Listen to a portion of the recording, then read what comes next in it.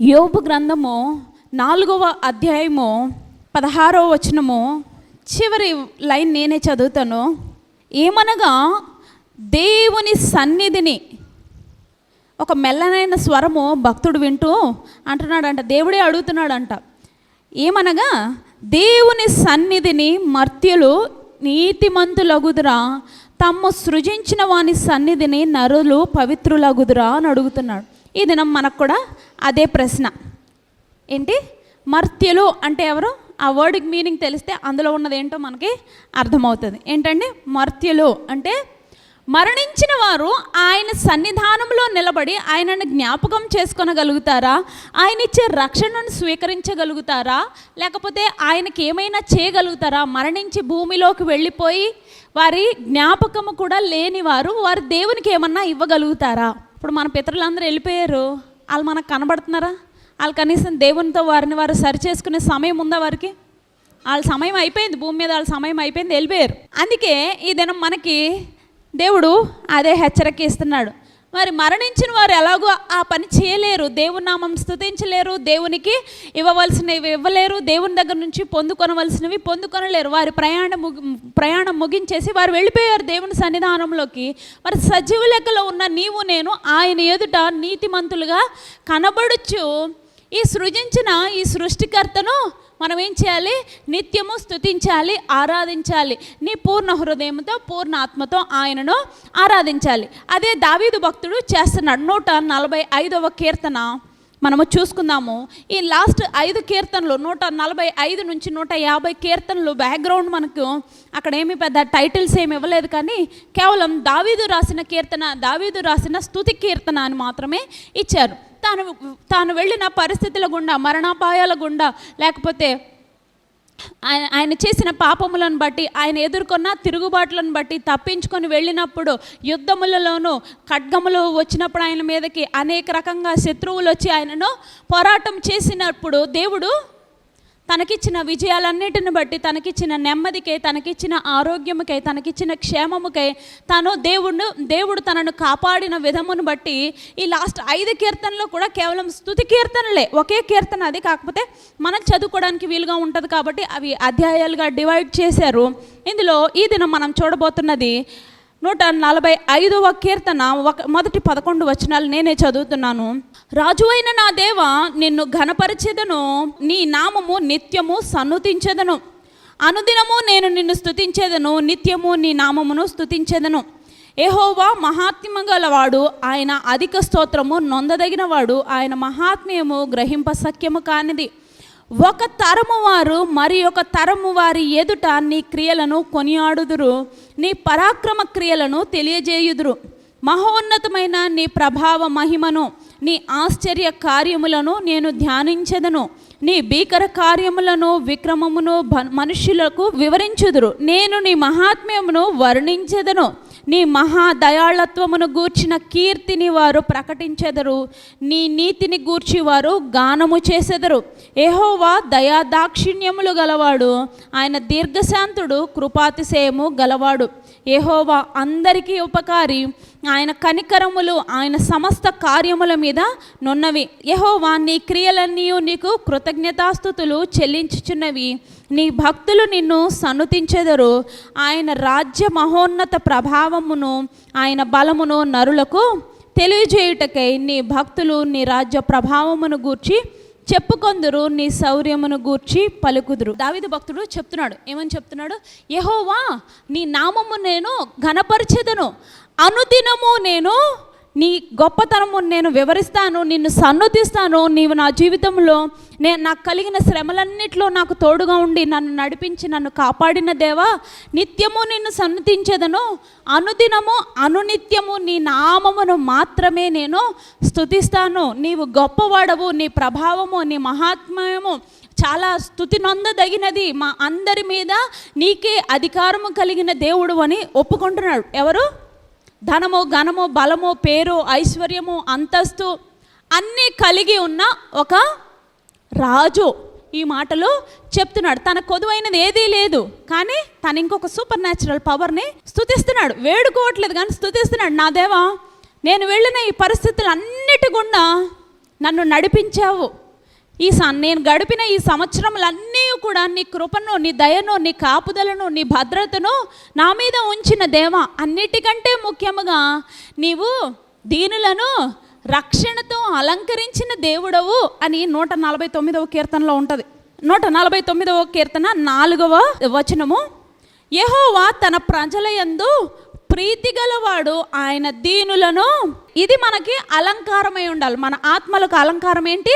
దేవుడు మనకి ఏదో మంచి బట్టలో, లేకపోతే డబ్బో, లేకపోతే మనకున్న గృహాలో, లేకపోతే కొంతమంది ఇల్లు నాకు అలంకరించినంత ఇదిగా ఆత్మల్ని కూడా అలంకరించుకోవాలి. అదే అలంకరణ. దేవుడు మనల్ని ఆల్రెడీ అలంకరించేశాడు. ఆయన రక్షణ ఇచ్చి, ఆయన రక్తము చిందించి, ఆయన కృపతో, ఆయన ప్రేమతో నీకు నాకు రావాల్సిన ఆ ఉగ్రతను, నీ మీద నా మీద ఉన్న ఆ మరణ శాసనాన్ని ఆయన తీసివేసి, ఆయన నిన్ను నన్ను రక్షించుకున్న విధానమును బట్టి మనం ఏం చేయాలి?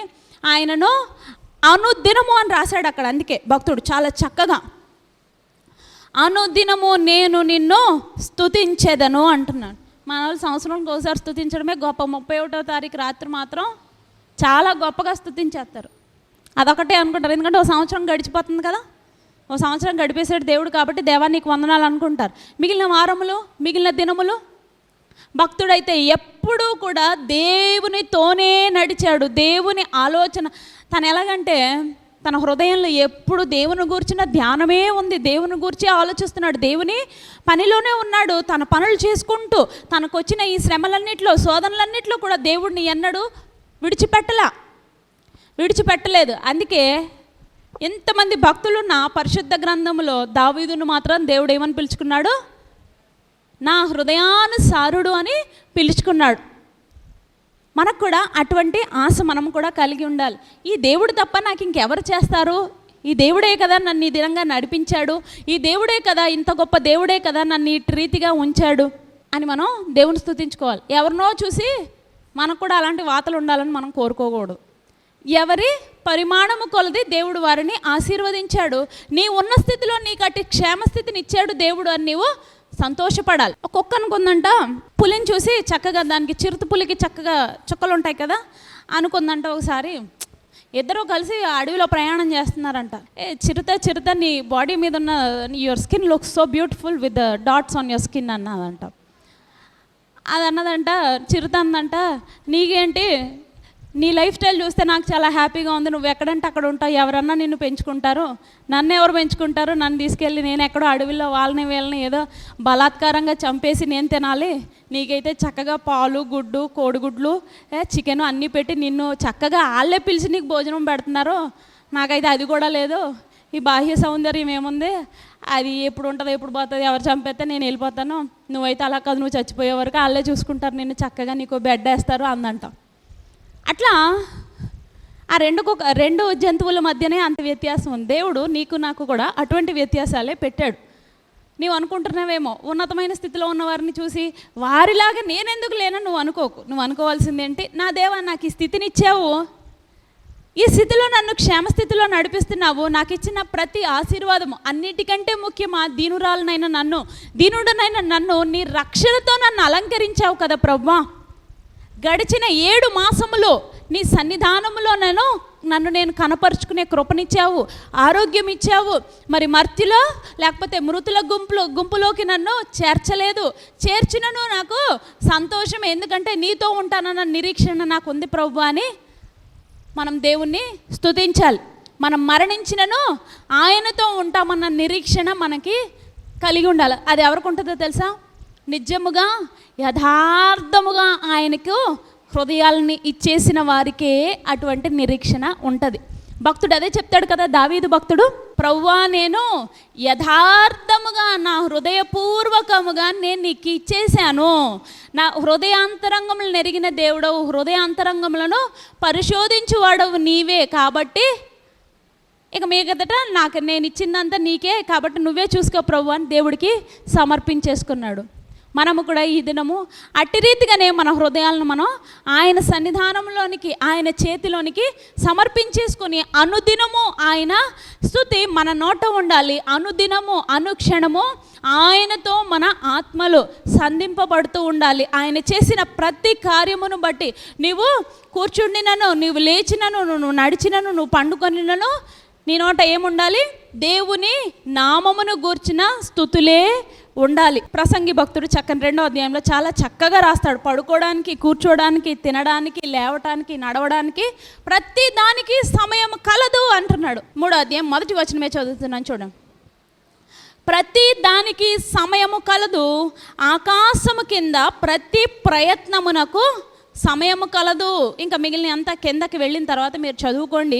నరులు అభ్యాసము పొందవలనని దేవుడు వారికి పెట్టి ఉన్న కష్టానుభవమును నేను చూచితిని.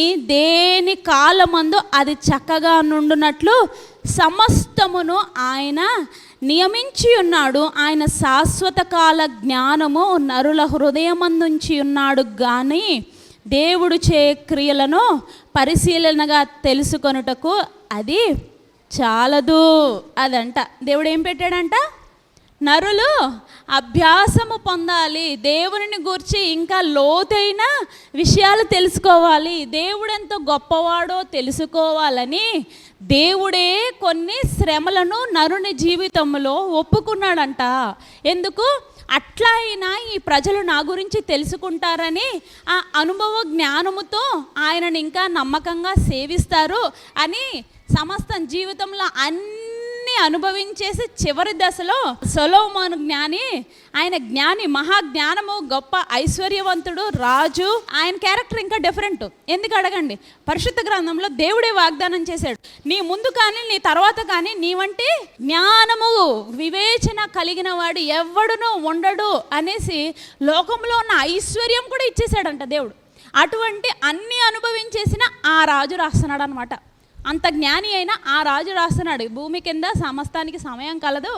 ఆయనే నరులకు శ్రమలు పుట్టించాడు. ఎందుకంటే అలాగైనా ఈ నరులు దేవుని చూసి దేవుని నామమును అనుదినము అనుక్షణము ఏ సమయమందైనా ఏ స్థలమందైనా ఆయన నామమును స్తుతిస్తారు, ఆయన నామమును గణపరుస్తారు, ఆయనను గొప్ప చేయుదురు అన్న ఒకే ఉద్దేశంతో ఆయన నీకు నాకు అటువంటి శ్రమలను నీ జీవితంలో నా జీవితంలో ఒప్పుకుంటున్నారు. శ్రమలు వచ్చినాయి అని వెనక్కి వెళ్ళిపోకూడదు.